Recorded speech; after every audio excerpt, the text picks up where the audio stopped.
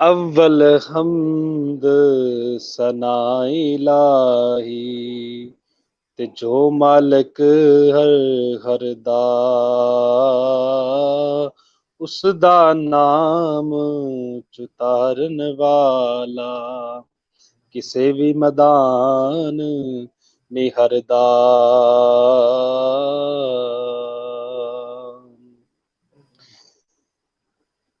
ਉੱਚੀਆਂ ਲੰਮੀਆਂ ਲਾਲ ਖਜੂਰਾਂ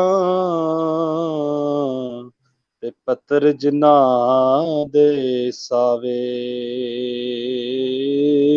ਉਸ ਦਮ ਨਾਲ ਰੀਤ ਸਾਡੀ ਸਾਨੂੰ ਹਰ ਦਮ ਨਜ਼ਰ ਆਵੇ। सुभान अल्लाह, सुभान अल्लाह। ਅਮਲਾਂ ਵਾਲੇ ਲੰਘ ਲੰਘ ਜਾਂਦੇ ਤੇ ਗਾਫਲ ਗੋਤੇ ਖਾਂਦੇ ਬੇਅੰਬਲਾਂ ਵਾਲੇ ਬੇਅੰਬਲਾਂ ਵਾਲੇ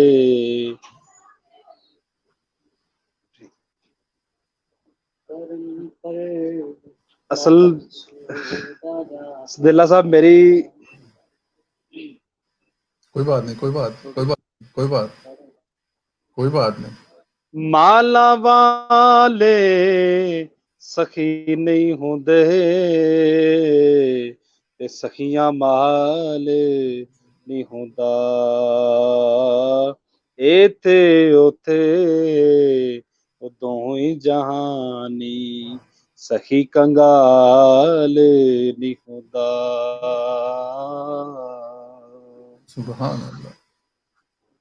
ਇਨਸ਼ਾਅੱਲਾ ਨੈਕਸਟ ਇਨਸ਼ਾਅੱਲਾ ਮੀਆਂ ਮੁਹੰਮਦ जी ਬਖਸ਼ ਰਹਿਮਤੁल्लाह ਉਹਨਾਂ ਦੇ ਇਨਸ਼ਾਅੱਲਾ ਕਲਾਮ ਵੀ ਯਾਦ ਕਰਾਂਗੇ।